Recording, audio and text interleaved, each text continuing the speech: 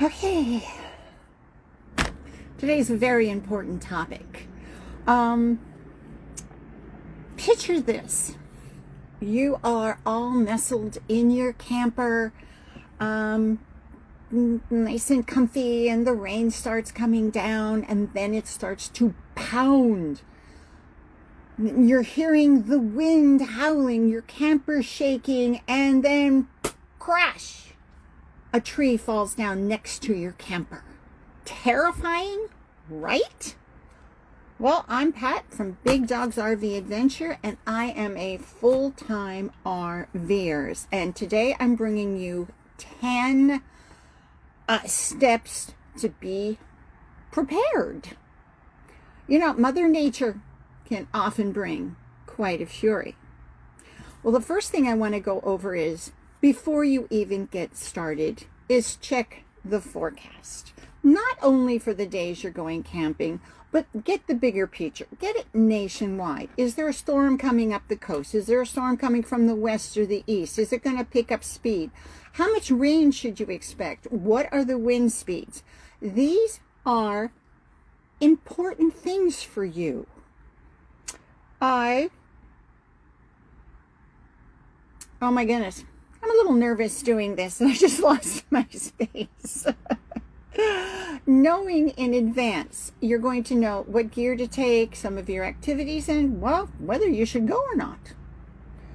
Then you get to your campsite. What's important is, some of the places I go, they have let you choose your campsite. But even if they assign you one, check it out. Look up. Are there going to be some trees that are not looking too healthy or leaning over your camper? Are there ditches there where there's water runoff? I mean, take in the whole picture. Also, at this point, where is it located? Are you below a pond? Well, in a heavy rainstorm, there's a chance that pond's going to overflow. Are you below a lake? Or you need an area where you see a lot of downed trees? Are there a lot of tree branches and things down on the ground? That's a sign. Dead trees could be a problem.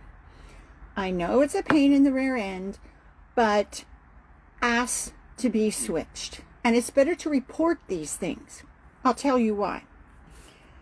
The photo on the ad shows a camper that was just about cut in half by a tree. And the people were in it at the time. Thank God they were in the bedrooms on the front and the back. I met the people who stayed there the year before. They noticed some things and they were a little sketchy about staying there. But they didn't say anything.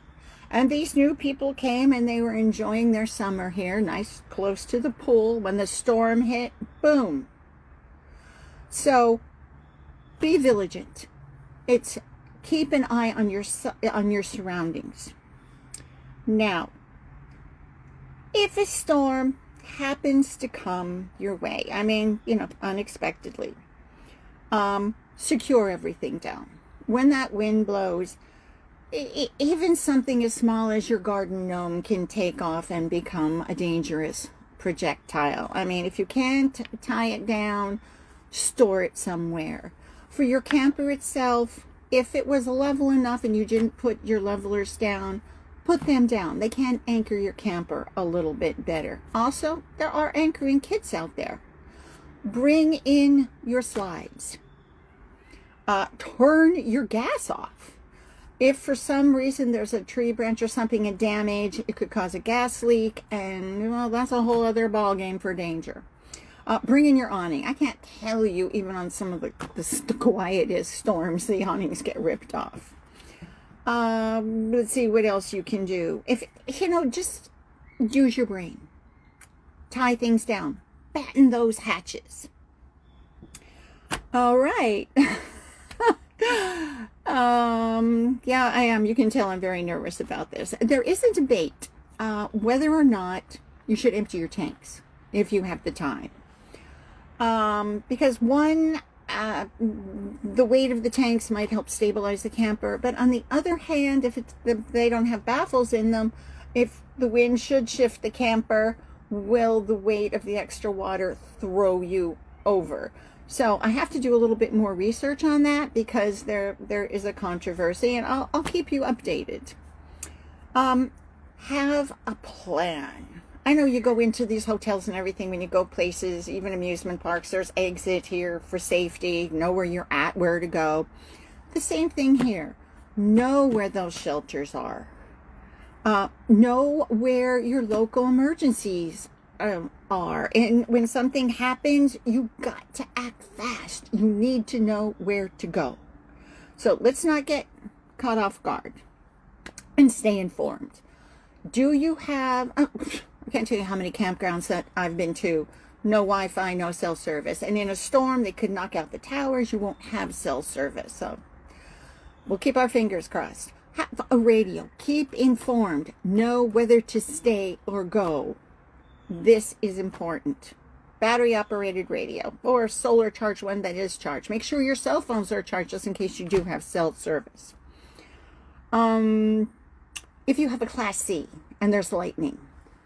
I know there's a thing called the Faraday effect if you're all metal, but Class C's are metal on the front and wood frame. So I would not touch anything metal in a lightning storm, because metal obviously is a conductor. And you definitely don't want to become a lightning rod. Also, unplug everything. If you can, and it's a really bad, unplug from the grid. If there's a surge when lightning strikes, you could lose anything plugged in. Get all your electronics unplugged, your coffee makers, even if you want to undo. I don't even know where my TVs are plugged in. Unplug the TV so you don't lose them. Seek shelter if you have to. If it gets that bad, don't wait for it to get worse. If you don't feel safe in your camper and you can't get to a shelter, get into your car. I've read so many things. I've read the safe place, the car. Just don't hesitate. Just go. Now this is going to sound a little controversy. Stay put. But stay put is if you're traveling in your camper or you get caught out in the woods. I mean, my goodness, during a bad storm, lightning, you want to don't be around any trees, don't be around any water, kind of stay low. And if you're in a group, separate that you can see each other, but put distance in between you because lightning does travel. Get yourself to a safe place and stay there until the storm has passed. Now, if you're traveling, you see a bridge, pull over as far as you can, get under that bridge, wait it out. If you're someplace near a town, try to get yourself between two big sturdy buildings if that's at all possible. You have to do what you need to do to protect yourselves. So find a safe place, stay put. Trust your instincts. If you feel uneasy and the hair's starting to stick up on the back of your neck, trust those instincts. There's nothing wrong with packing up and leaving to protect yourself, your family, your campers, your furry friends. Yes, when you know there's a storm coming and you're getting everything ready and the wind is blowing and you're putting it away and stacking, don't forget your friends. Bring in your pets. Make sure you have water there. Make sure you have food for them. Always be prepared.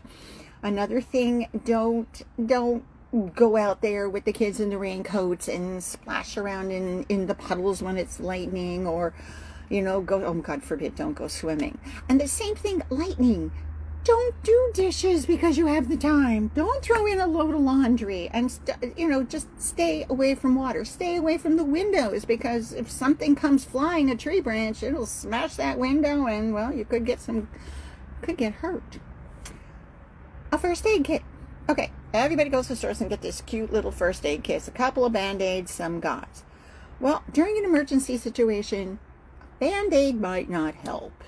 Get some good gauze. Get a real first aid kit. It's better to be prepared. Now, oh God, I did it again. I lost my space. So I'm nervous about this, but it's so important, and I've seen so much by being a full-time camper. I want to thank you for your time, and if you have any questions or you want further details, please don't hesitate to put that in the comments, and I'll get back to you as soon as possible. And I am planning on putting this on YouTube. I want you to go out there, and it's going to become some second nature preparing yourself. Be prepared, be safe, and happy camping.